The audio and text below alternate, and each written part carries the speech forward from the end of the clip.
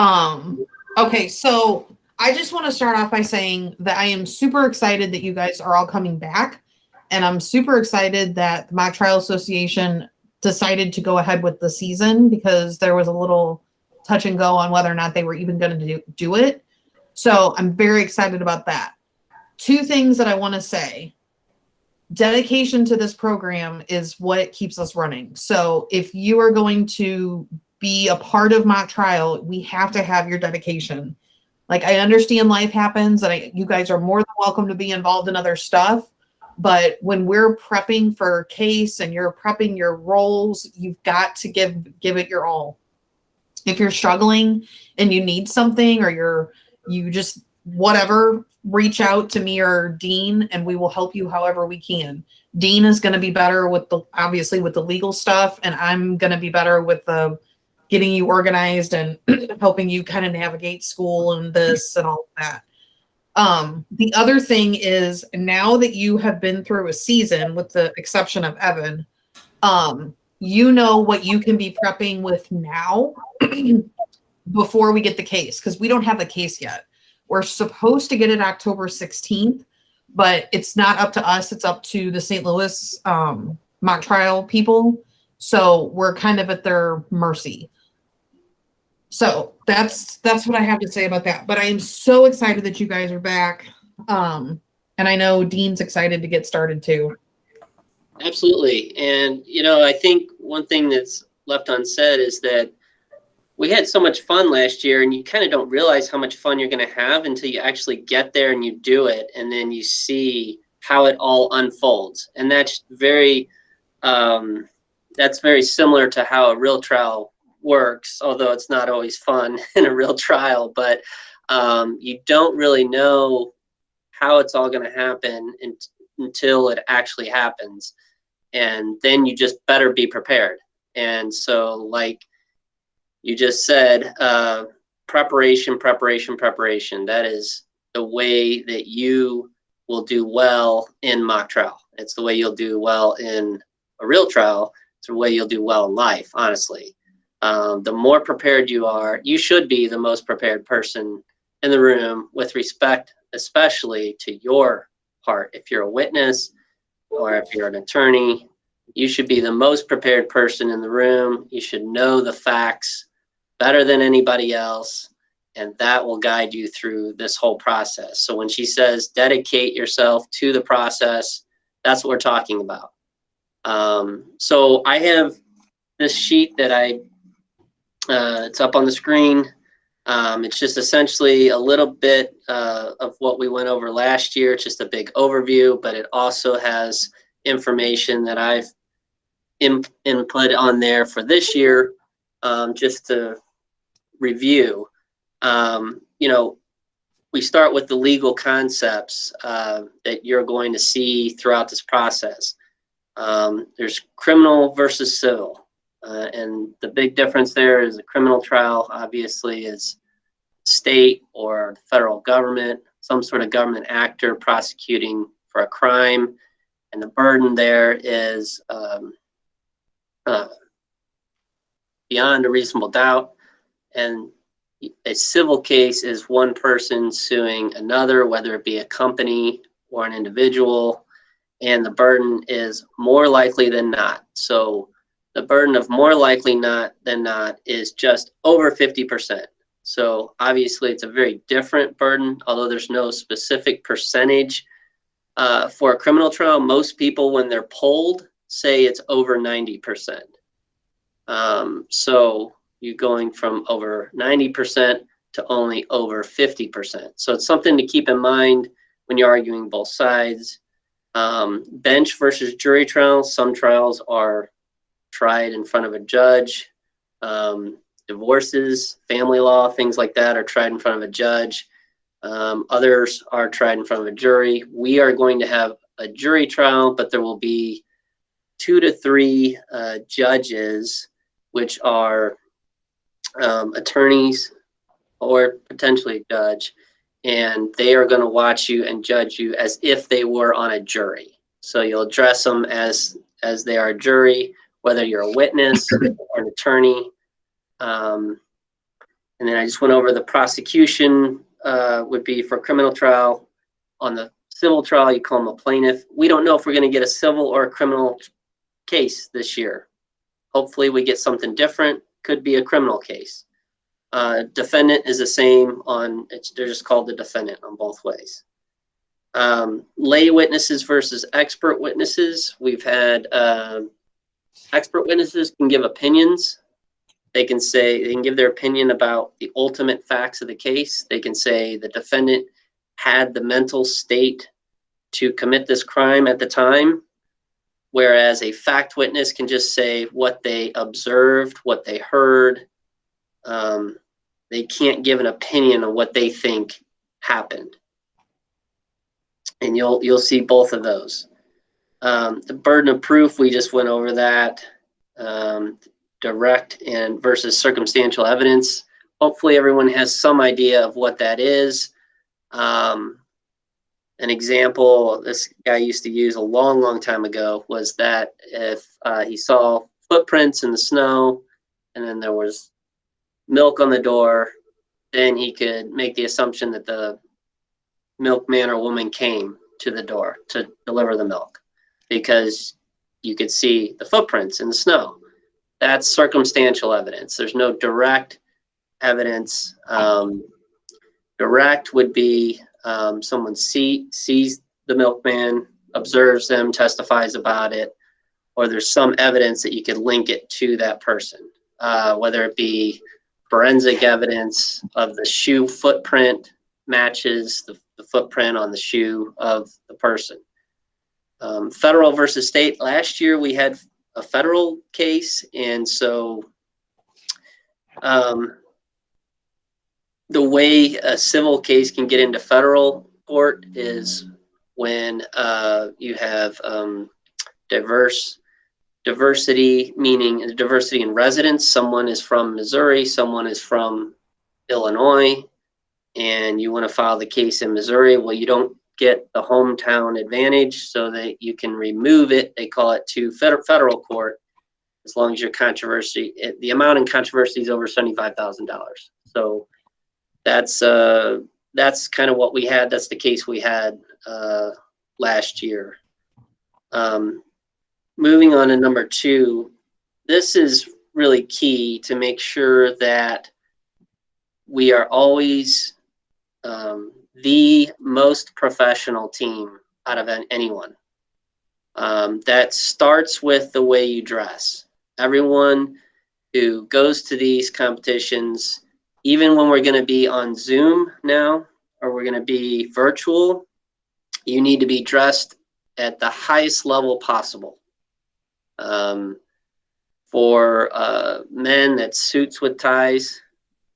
We had someone who did not have a tie last year, and I talked to him about it. So I just want to make sure we all understand we have to be fully dressed. For women, that's skirts, suits, dresses, whatever you would consider being the top level of dress.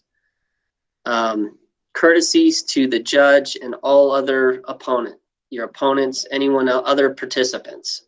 Always talking to the judge as your honor or judge. Never, and I got actually in law school, I got reamed one time for addressing a judge as ma'am, and I will never do that again.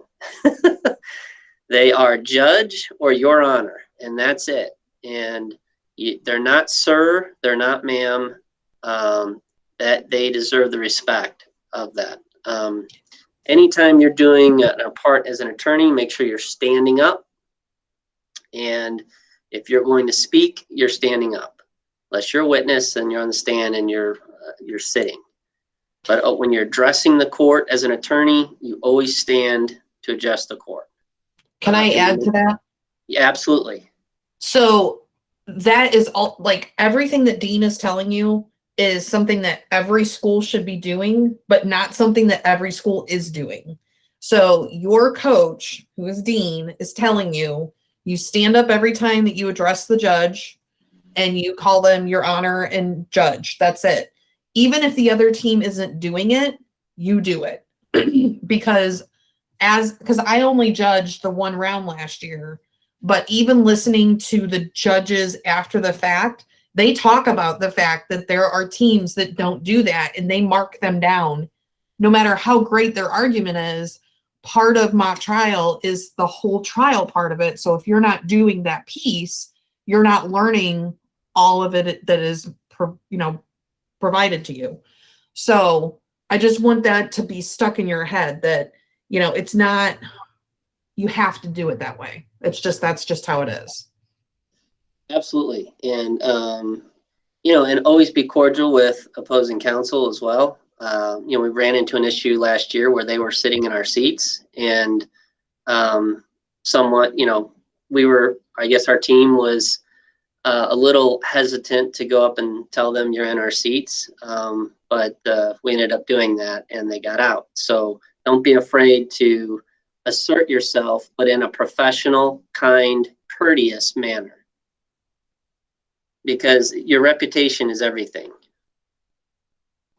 All right, and part of that is, and we taught that, we saw that through the competition, is when you approach a witness as an attorney, you must ask permission from the judge first. You can't just start walking up there. And we saw other teams just walking right up there, and the judge called them out on it.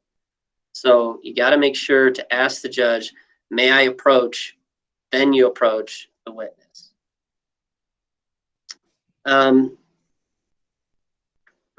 We did this last year, and I think it was very helpful. When we first get these facts, I think it's helpful to sit down and go through each and every fact, which almost comes down to each and every sentence, and list, and that's from the statements that you'll get, depositions that you'll get, and list whether that fact is helpful for the plaintiff, or it's helpful for the defendant, or it's helpful for the state, helpful for the defendant. And then you should end up with a list of columns of what fact is helpful for which side. And that's going to help you make up these cross-examinations, these direct examinations, your opening, your closing, because then you're going to go back to that list and figure out, how do I incorporate this particular fact that's helpful for me or my side? Decide which witness will get in your evidence. How am I going to get this evidence in? And we'll go through that. We're going to have a whole separate day on exhibits, I think. But each exhibit is going to need different types of proof before you can get it admitted into evidence. And it sounds a lot harder than it is. It's actually pretty easy, but we'll go through that later. Portions of a trial, and this is mostly for the new folks. We typically have a voir dire in a regular trial where you get to choose your jury. We don't have that in mock trial. In mock trial, the jury's already chosen. It's just the judges. So you'll start the case off. And one thing I didn't list here is the judge will say, are there any pretrial motions? And there really aren't any pretrial motions in mock trial, but so you'll essentially start off with your opening statement, and the plaintiff or the state will always go first every time. So they'll get up and they'll give an opening. And what do you do in an opening statement? What are you trying to accomplish? Well, what you're trying to accomplish is you want to tell your side of the story. And you want to create a theme without telling them this is my theme. That's my opinion. So that when you sit down after your opening statement, they know, okay, this is what this case is all about. But I don't like to say, and I don't like to teach people to say, this is what the case is about, because I just think that's corny. I don't like it. But when you sit down, the jury should know, okay, this is what they're saying the case is about. So this is what I'm going to look for as the evidence comes in. You cannot argue in an opening statement. You can't make conclusions in an opening statement. What you can do is say what happened, how it happened, and tell who, what, why, when, where, all of that information. And you can be persuasive about it. He came in on a very dark and stormy night. Okay. I'm painting a picture here, could be persuasive, but I'm telling facts. I'm not making an argument. And then don't get wrapped up in attacking the other side just yet. Just give your side of the story of what happened. It should be in chronological order, and you should tell the jury what the evidence will be. This is what the evidence is going to be. So-and-so is going to testify to this. So-and-so is going to testify to that. You're going to see this document. You're going to see that document, and then tie it all up together. Direct examinations will come next. After you complete your opening statements, direct examination, you'll put a witness on the stand. You'll present a witness. We're going to skip positioning this year because it sounds like we're going to be virtual. But typically you want to be positioned so that the witness is looking towards the jury when you're standing. Opening or direct examinations are open-ended questions. What's your name? Where are you from? How many kids you have? Are you married? What did you do? How did you get involved in this? What happened? What, why, when, how? But you are just kind of nudging the witness into saying what you want them to say. And you will prepare with the witness so the witness will know exactly where you're going. You want to establish, the purpose is to establish the facts through this witness and explore the weaknesses in your opponent's case. All right. So you want to, when you sit down after your direct examination, you want the judge or jury to say, wow, that was powerful. That just supported everything he just told me or she just told me was going to happen in the opening statement. Create likable, credible, interesting witnesses who speak slowly. So when you're on direct, you want the jury to like your witness because you want the jury to believe your witness. So that's the credibility factor. You don't want them going off on some rambling, long narrative where they're sitting up there talking for 20 minutes. You want to provide a foundation for your testimonies. You want to make sure that the person speaking can actually speak about it. They are the ones who witnessed whatever you're asking them about. And then avoid improper hearsay, opinion, and character testimony. So fact witnesses cannot talk about hearsay. They can't say what they heard somebody else say outside of the courtroom. They can't give opinions, and they can't talk about how they think somebody's a bad character. That person's a bad person, or a good person even.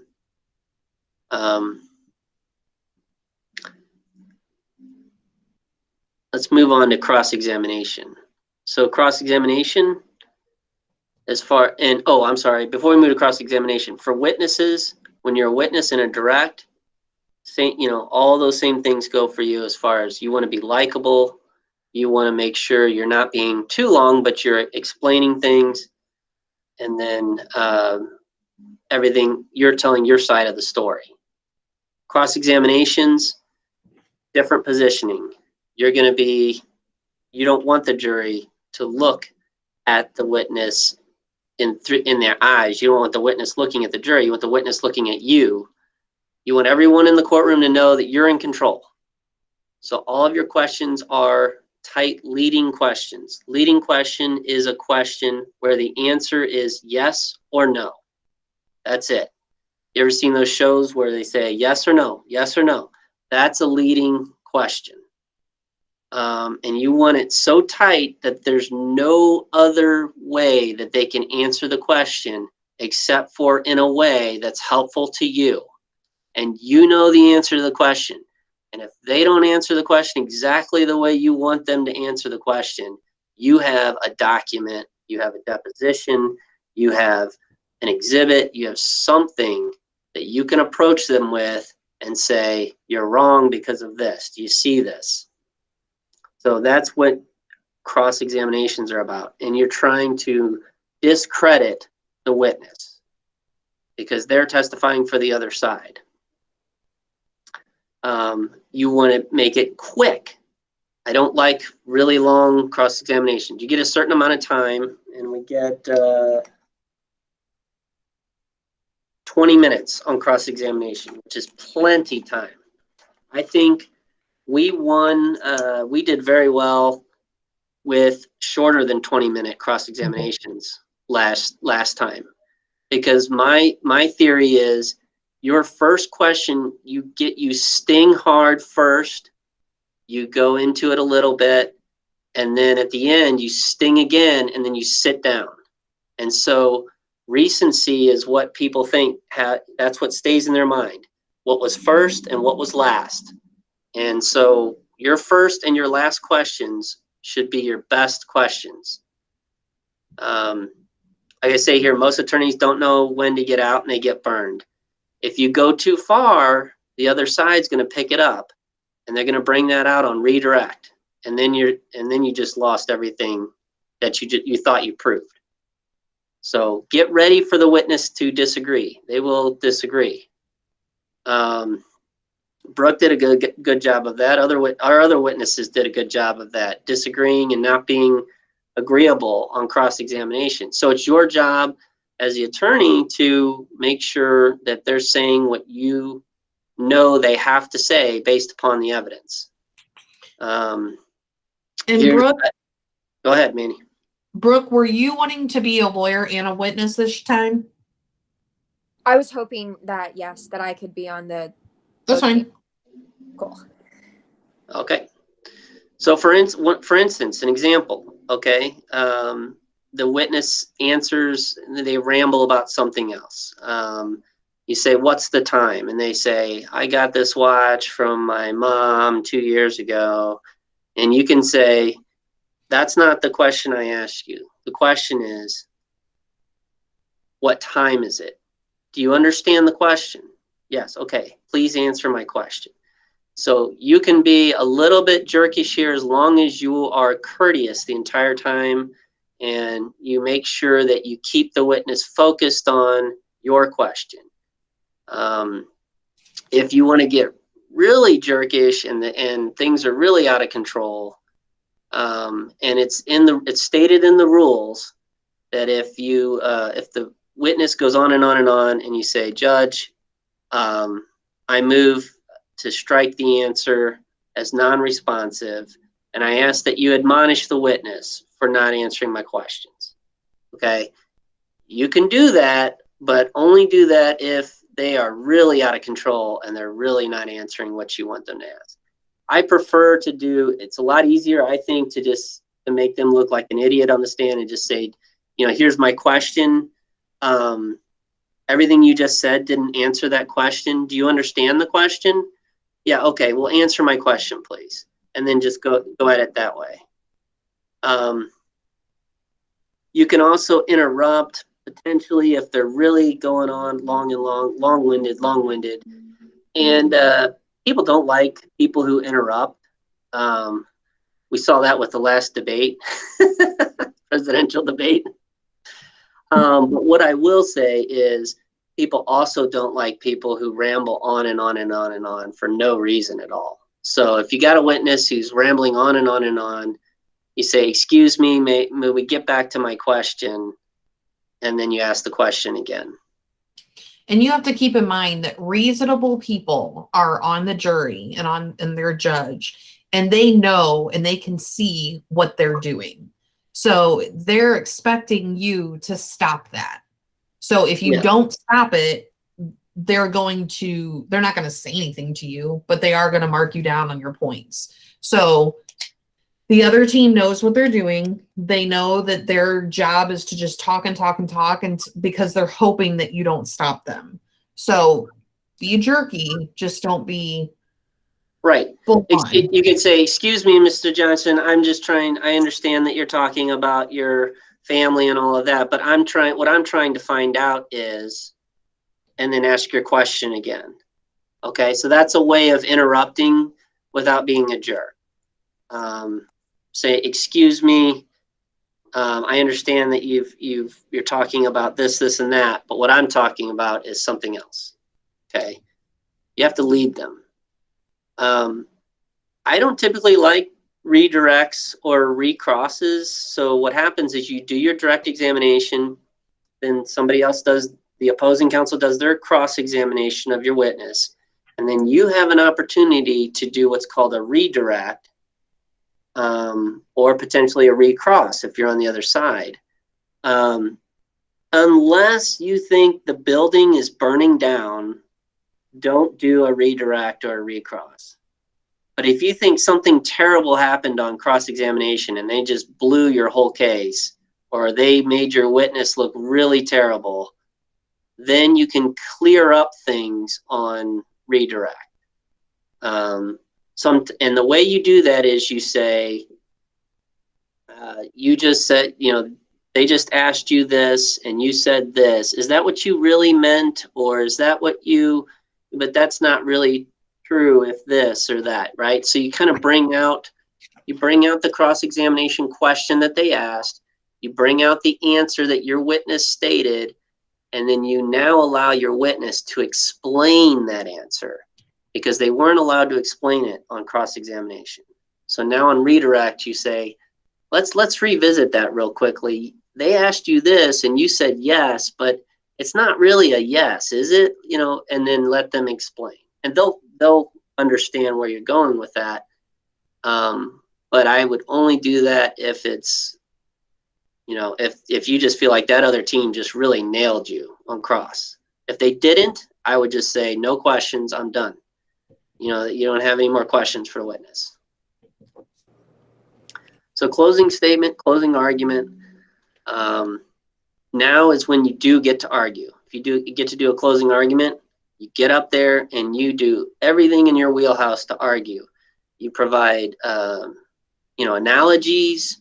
You can provide stories. I just tried a case sometime last year, and I said, the plaintiff's case reminds me of that story, The Emperor's New Clothes. And does anybody remember that story? And the jury started laughing. I said, so anyway, I went through that whole story about how I thought they were saying something was there, but when you really look at the evidence, it's so clear that the emperor had no clothes on at all. And their case is just like that. Their case is naked and they have no case. So something like that. Little analogies are good. But this is where you're going to argue, so-and-so said this, and this is why that supports my case. Or this is why it supports our case. And their case is terrible because of this, this, and that. So now you get to make all these conclusions and argue. So admission of exhibits. And again, we're going to go over this in more depth, but it's good to talk about it a little bit now. Whenever you're doing a cross-examination or you're doing a direct examination, you're going to want to admit exhibits into evidence. And you need to ask the right questions for admitting exhibits. For instance, and again, we'll go into this more later, but for instance, with a photograph, you would say, may I approach? You approach, show the witness a photograph, and you ask them, is this a fair and accurate representation of the scene of the accident on the day of the accident? And they say yes. And now you have what's called the foundation to ask the judge, I'd like to have this photograph admitted into evidence. And for each different exhibit, there are different types of foundations you have to lay. Last year we had maps, and we had to lay the foundation that, does this map show the park as it was on that day? Yes. And is everything in the same location? Yes. And I understand it's not to scale, but it is a map of the park. Yes. And then you would, judge, may we move into evidence exhibit A, which was the map. If it's emails, we had emails last year. We had the person on the stand who had done the emails, who had written emails. You know, what are these? These are emails. Did you write the emails? Yes. And is that, and are those emails back to you? Yes. Did you read those? Yes. Okay. So these are your emails from your email account. Yes. Okay. Excellent. Now you've gotten the foundation. So as you're doing this process, what you do, the first thing you do is mark the exhibit, and we'll have them marked before we walk in, or we're not walking in anywhere, I guess, but we'll have the exhibit marked, show it to the other side, then we'll show it to the judge if necessary, and then we will take the exhibit up to the witness, and after asking to approach, and then lay the foundation through asking those questions. Once the proper foundation is laid, then you ask for the exhibit to be admitted into evidence. One thing I want to do this year a little bit better is try and get a little creative with how we use these exhibits. I think we did a pretty good job last year, but I think it's one of those things that we just weren't really comfortable with it yet. But we'll see what we can do with the whole Zoom, Google. I don't know. I'm not sure how they're going to go through and allow us to do exhibits. What I'd really like to do, since we're virtual, is to be able to circle on the exhibit as we're, talking, or as we're doing a direct examination or something like that. But use your imagination on that stuff, guys. That stuff, there's so many things that the team brought to the table last year that was not from my brain and was from your guys' brain that made it so much better. This is an area where you guys can really become creative.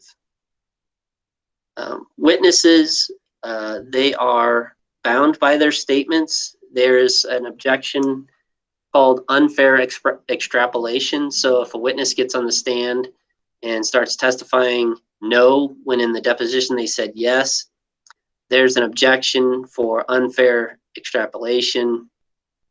If they go on and on about something that's not in their statement.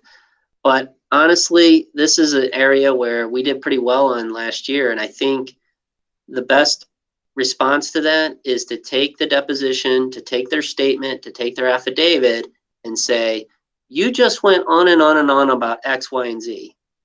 But in your deposition, you said A, B, C, right? Yes. Show us all in your deposition. Where did you talk about X, Y, and Z? It's not in there. Okay. And then move on. And then later in closing, you'll say, gee, I wonder why X, Y, and Z wasn't in their deposition, because it didn't happen. They're making it up on the stand. So that's where you pull things together. If there is unknown information that's not in the affidavit or the statement, if you're a witness, you can answer, I don't know. What you also can do is come up with something that is consistent with the statement or the affidavit. So as long as everything's consistent, you won't get knocked for unfair extrapolation.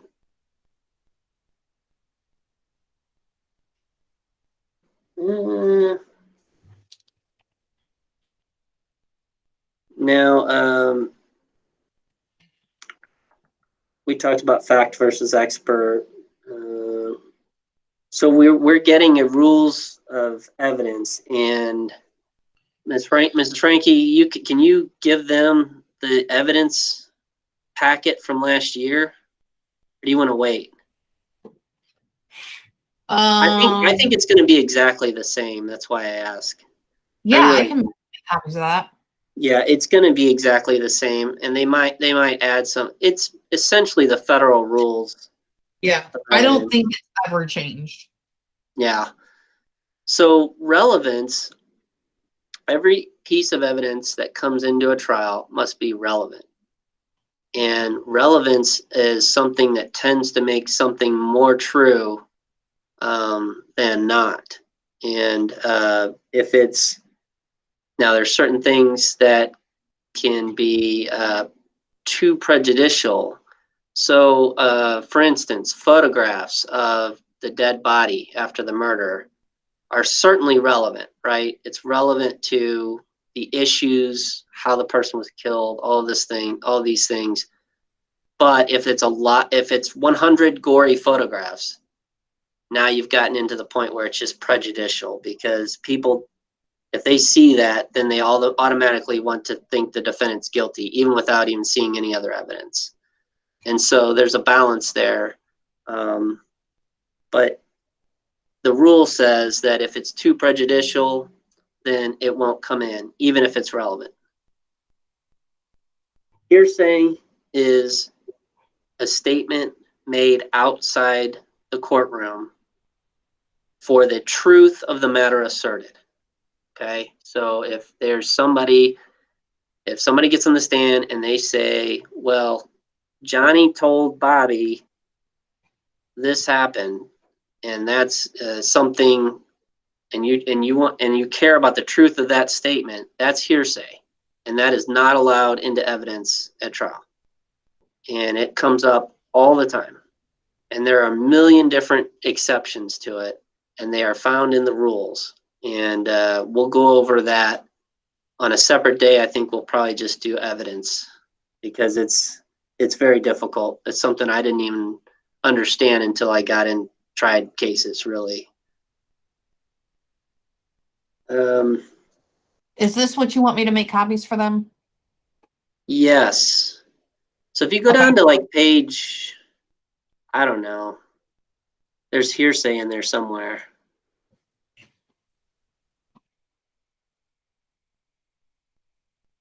There you go. Have all the rules and stuff, like, have they been changed in the past few months, or are they the same?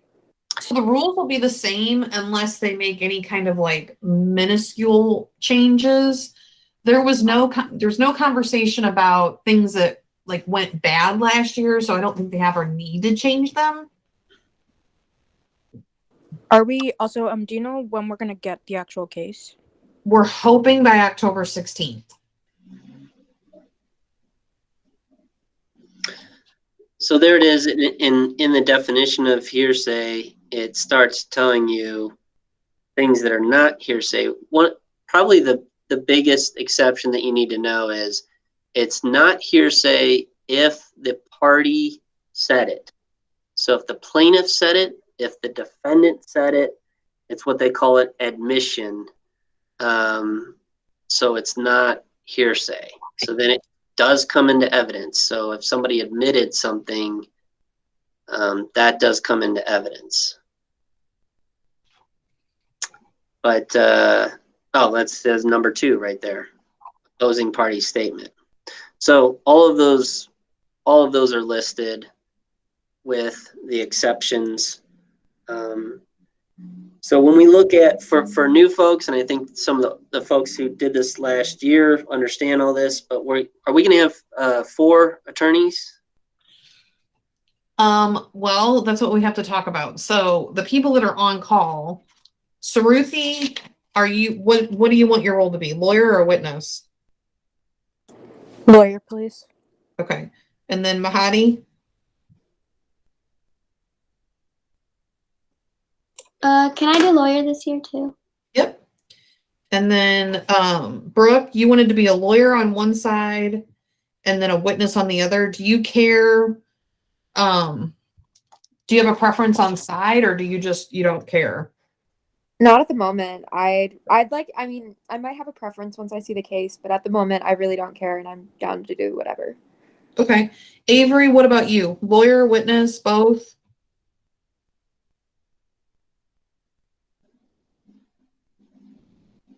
Did she leave us? Amanda, how about you? I think right now I want to try being a witness this year. Oh, she's gonna change it up. Okay. Yeah. Megan, do you have a preference? Have you thought about it? I'm not really quite sure what they both are at the moment, so. So a lawyer, you learn the case, and then you get to put the case on with other lawyers on the team. And then the witness, you learn. Can you guys hear me echoing? Yes.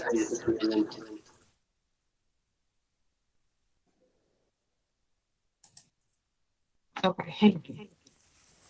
I don't know why that's happening. Basically, lawyer. Am I echoing too? Yeah. Yeah. Dean, is it you? Is it me? I don't know. I Where don't do I think go to it's turn off it's echo? echoing. It's not echoing for me. Megan, it might be you. If someone has like something close to their mic or microphone and they're unmuted, it'll bounce everything that comes out of their speaker back into their mic. I'm not hearing it anymore. I think we're okay. Okay, that's good. So anyway, so as a lawyer, you learn the case and then you get to work with the other lawyers on the team to fight the case. And then if you're a witness, the case packet, when it comes out, will have the witness, like it'll have a whole deposition that kind of explains who the witness is and, what they saw, what they didn't see, how they're a part of the case. And then you become that person. And then you go on, you go on the stand and you're questioned by the lawyers. What would you recommend for like the first time? Are you in the theater program? I was last year, not this year. So the acting part is going to be the witness. So if you want to, Brooke can talk about that. I mean, Brooke was like stellar as a witness. Brooke, do you want to talk to her about being a witness? Sure. So basically, when being a witness, you're still arguing for a case in the way. Like you're still trying to support your side and defend them. But the main thing is you are completely a character. I'm trying to think of how to explain it in context to like other acting situations you might have done. So you said you were in the theater program at Frontier or Yeah.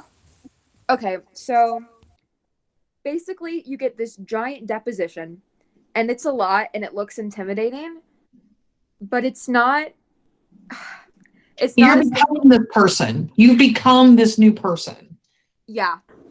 So when the And- crime first happened, everyone, like all these characters, they were called in and they answered questions from these professionals, like in this case.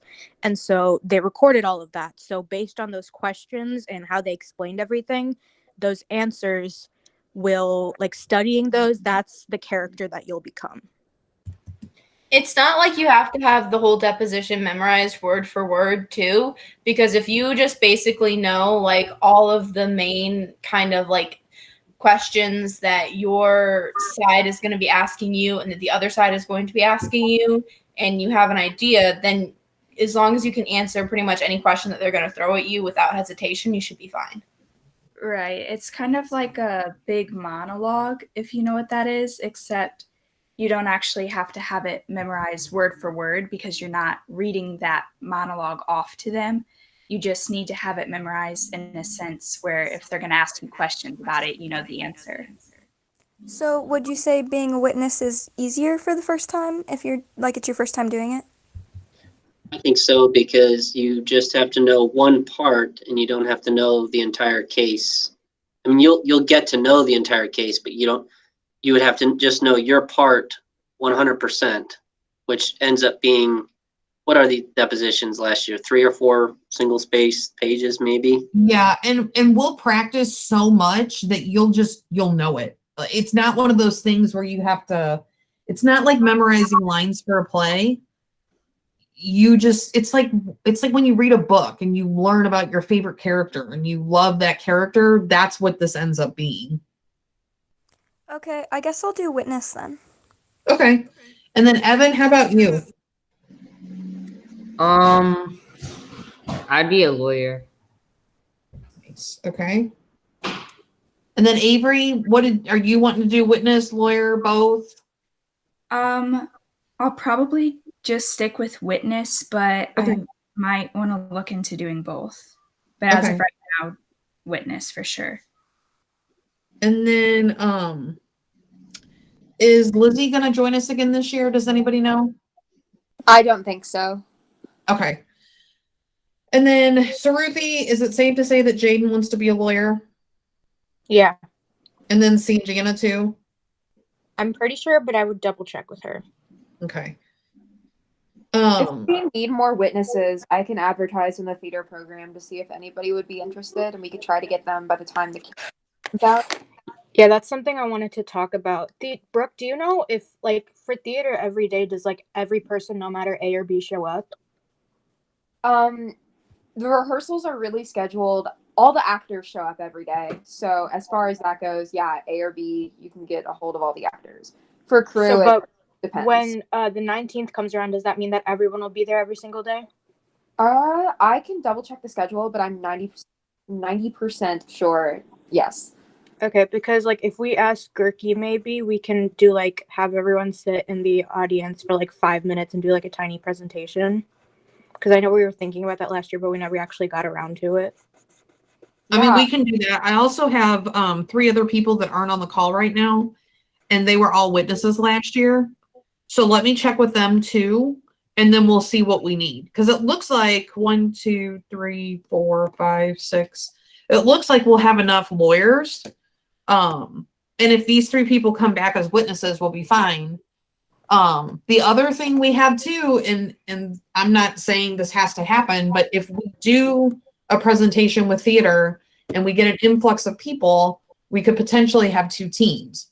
That's not a bad thing. I'm just saying that that is an option. So, you know, With just the FYI. with the schedule for theater, so because I'm doing it too, whenever we all go back to school full time, you still only attend on the day that, like, if you're in crew, you only have to attend the days that you're scheduled to work on your crew. So, like, my crew works mainly like Monday, Thursday, so I really only have to go Monday or Thursday unless Gurky or somebody else asks us to come another day. So, you know, if you wanted to do one where you reached everybody, then Well, if we did 2 presentations, will we cover everyone? Like, one on one day and one on another? probably. I don't have the schedule in front of me, but you probably would. Guys, we could also do a video too, and she could post that on her Google Classroom and they could watch the video. I think a video would probably be helpful because we can post that in our group me too, which has like 100 members in it. So Okay.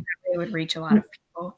Also, Let me ask you guys this. What time do you guys meet for theater stuff? Like, what's your, just so that we can try to, like, not clash with theater time. so the good 2:15. news is the show will be over by the 23rd. October? Yeah, October 23rd is when our play is like the 1-act play completely done. They're starting up another show pretty soon, but again, Gertie's always been pretty flexible with us, and we can. Well, really just usually what time do you guys get done in the evening? I would say 4 at the latest, maybe 3:30ish. Okay, so Dean, would you be opposed to maybe meeting in the evening instead? No, it's fine.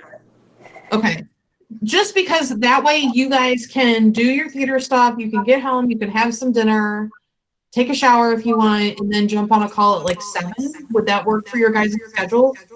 That would be great. So I'm on the basketball team. Like, could I still do both? Yes, totally.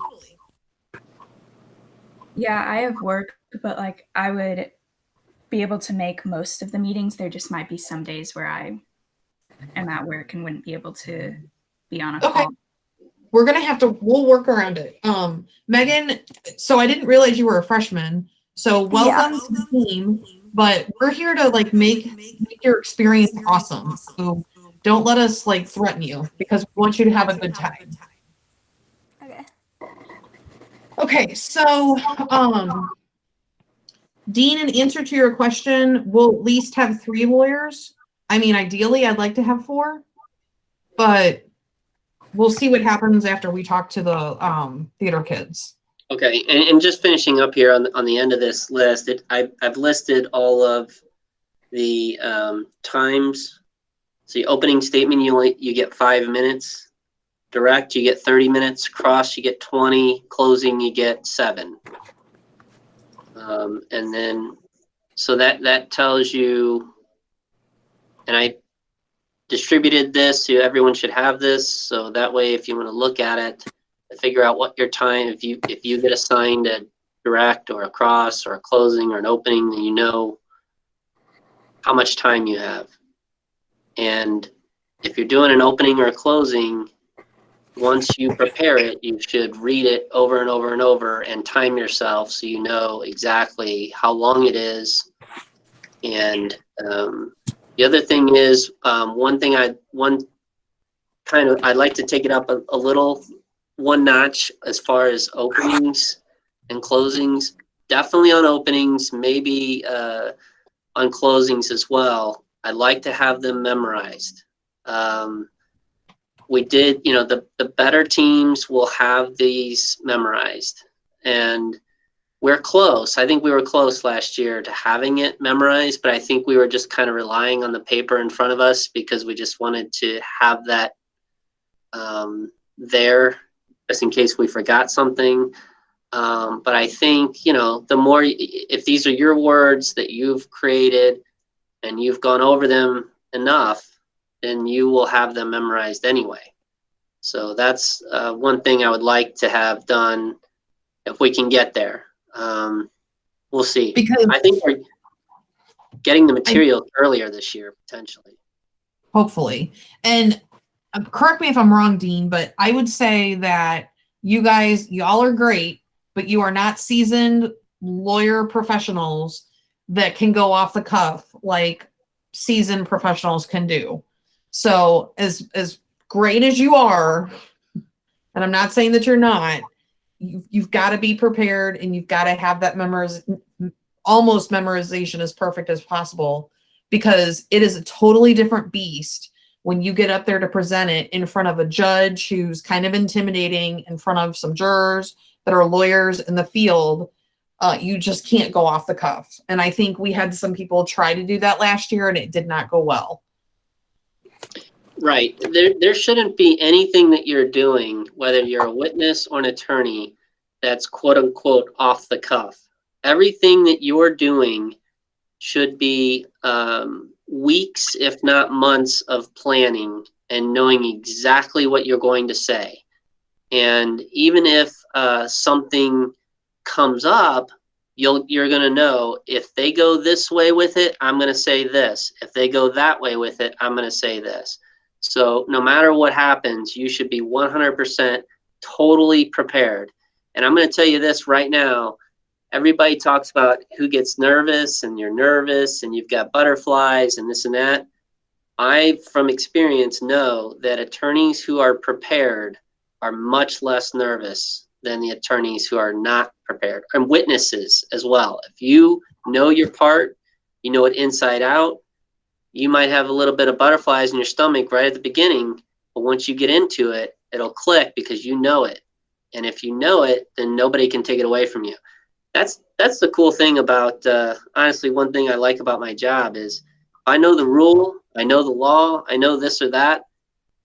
They can't take that away from me. Doesn't matter if there's some big guy on the other side because I'm short or whatever. It doesn't matter. And he likes to, yell or whatever. It doesn't matter. If the law is the law and the rule is the rule, and I'm prepared, I know exactly what's going to happen. They can't touch me. So that's what I want you guys to be. That's where I want you guys to be. I want you to be in the zone where you know it so well, and you will. And I think you will. Absolutely. We saw that last year. You know it so well, you know it like the back of your hand, you feel comfortable and you feel less nervous and you actually enjoy it and have fun. I mean, I think everybody, and speak if I'm wrong, guys, but I think when we came out of there last year, everybody got to see something new and they thought, wow, this is a lot of fun. This is really cool. And it's something where you could actually be excited about academically, which is why I like debate too. I debated in college, but it's fun. I mean, it's something you can do that's fun, that is academic, and you won't, instead of making it into this big, oh, I'm so nervous, I don't know what I'm going to say, then if you're prepared, you'll be a lot less nervous and you'll actually enjoy yourself a lot more. So that's pretty much all I had for this first session. Unless, if anybody has any questions, we can turn to that. I think for planning purposes, like I said, I want to have a full day on evidence rules. And I want to have a full day on exhibits. Do you want to wait until the case comes out to do that, or do you want to do that beforehand? I want to wait till, well, we can do evidence before the case comes out. Okay. So we could do that next week. Okay, so guys, let's plan on meeting next Monday. And we'll do 7 o'clock. And then, so let's just plan on Monday being our meeting days. I think that's what it was last year too. And we'll say Monday at 7. And if for some reason you can't be here, we will record the call.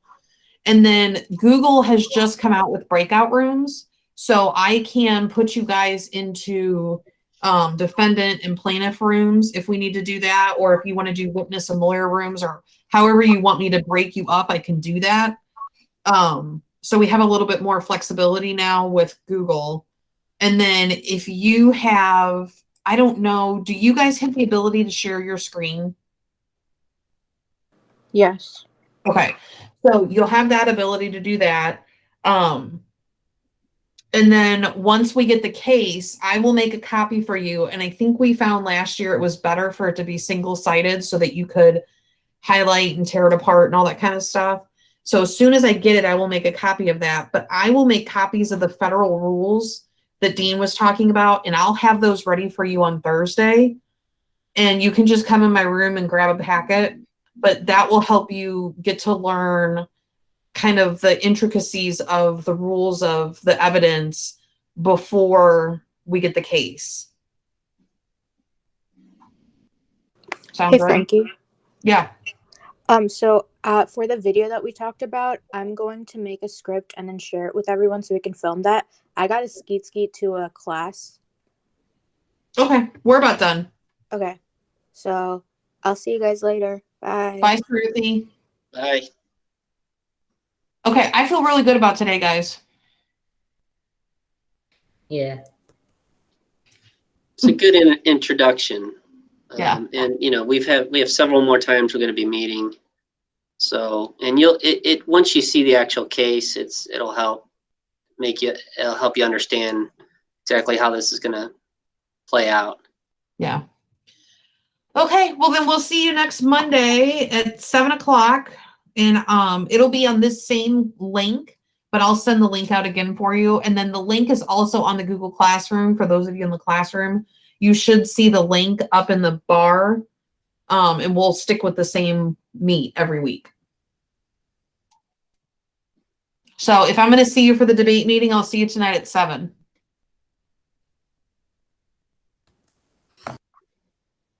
Cool. All right. Bye, guys. Thanks for coming.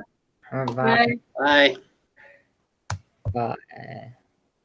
Bye.